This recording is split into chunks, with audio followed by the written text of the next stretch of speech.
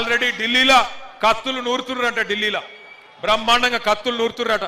నల్లగొండోళ్ళు ఖమ్మమోళ్ళు లీడర్లు బ్రహ్మాండంగా తయారైతుర్రట కుర్చీ గుంజేతందుకు. అందుకే ఆ కుర్చీని మడత పెట్టి ఏం చేయాలి అర్థమైందా నేను చెప్పింది?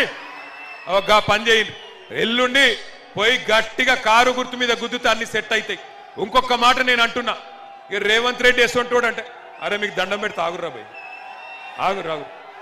రేవంత్ రెడ్డి ఎసొంటోడు అంటే ఎలక్షన్లకు ముందేమో తీయటి పుల్లటి మాటలు చెప్తాడు. నీకు 10,000 కోట్లు కావాలన్నా తీసుకో, నీకు 6,000 రూపాయలు కావాలన్నా తీసుకో, నీకు 3,000 కోట్లు కావాలన్నా తీసుకో అంటాడు.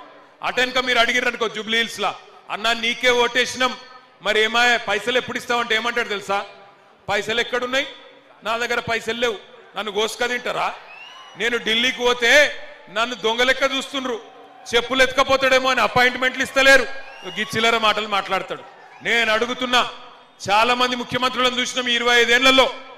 చంద్రబాబు నాయుడు గారిని చూసినాం, రాజశేఖర్ రెడ్డి గారిని చూసినాం, రోషయ్య గారిని చూసినాం, కిరణ్ కుమార్ రెడ్డి గారిని చూసినాం, తర్వాత మన నాయకుడు కేసీఆర్ గారిని చూసినాం.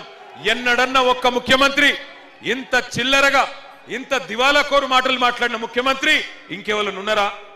మీరు ఏమాయన్నా 2,000 పెన్షన్లు అంటివి, 4,000 చేస్తా అంటివి, 2,000 పెన్షన్ను ఎప్పుడు ఇస్తావంటే నీ లాగుల తొండలిడిచి పెడతా అంటాడు. ఏమాయన్నా మరి 6,000 పెన్షన్ అంటివి కదా ఎక్కడ బాయ్ అంటే నీ గుడ్లు వీకి గోటీలు ఆడతా అంటాడు. ఏమాయన్నా తులం బంగారం ఇస్తా అంటివి ఏం సంగతి అంటే నీ పేగులు వీకి మెడలేసుకుంటా అంటాడు. పిల్లగాన్లు పోయి ఉద్యోగాలు అడిగితే వాళ్ళను పోలీసులతో కొట్టిస్తాడు. 3 ఏళ్లుంటా ఇంకా 3 ఏళ్లున్నది ప్రభుత్వం అంటున్నాడు కాంగ్రెస్ ఆయన. నేను గుర్తు చేస్తున్నా, గెలిచిన ఎమ్మెల్యేలకే ఏమిస్తలేడు. 64 మంది కాంగ్రెస్ ఎమ్మెల్యేలు గెలిచిండ్రు 2023లో.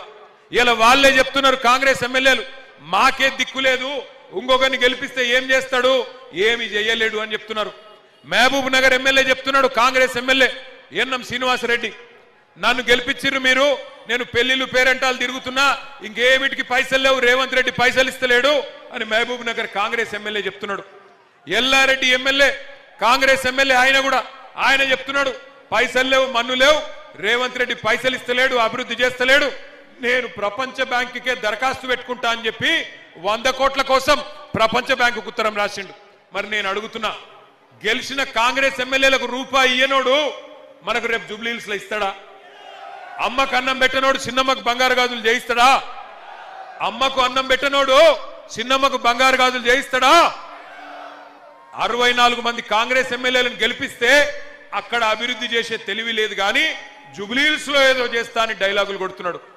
6 గ్యారంటీలని చెప్పి సకల వర్గాలను మోసం చేసినోడు రేపు జూబ్లీ హిల్స్ కి న్యాయం చేస్తాడా? 30 లక్షల మంది పిల్లలు విద్యార్థులు, అప్పుడెప్పుడో రాజశేఖర్ రెడ్డి గారు ఫీజు రీయింబర్స్మెంట్ స్కీమ్ పెట్టిండు. ఆ పిల్లలని ఇవాళ ఫీజులు ఇవ్వకుండా సతాయిస్తున్నాడు రేవంత్ రెడ్డి. 10,000 కోట్లు ఫీజు రీయింబర్స్మెంట్ బాకీ ఉన్నాడు. ఆ పిల్లల తరపున కాలేజీ వాళ్ళు అడిగిన రేవంత్ రెడ్డిని, అయ్యా ఆ డబ్బులు కాలేజీ నడవాలి, లేకపోతే పిల్లల బతుకు ఆగమైతుంది, మేము సర్టిఫికెట్లు ఇయ్యలేము అంటే ఇవాళ రేవంత్ రెడ్డి ఆ కాలేజీలను బెదిరిస్తున్నాడు.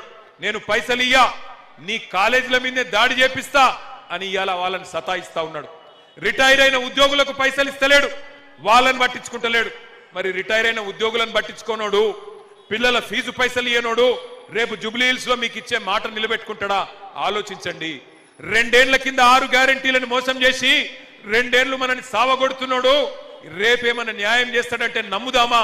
ఆలోచించండి. ఇక్కడ అభ్యర్థుల గురించి కాదు, 4 లక్షల మంది ఇవాళ మన జూబ్లీ హిల్స్ ప్రజలకి, జూబ్లీ హిల్స్ అన్నదమ్ములకి, అక్క చెల్లెళ్ళకి, 4 కోట్ల మంది తెలంగాణ బిడ్డలకి న్యాయం చేసే అవకాశం మీకు దక్కింది.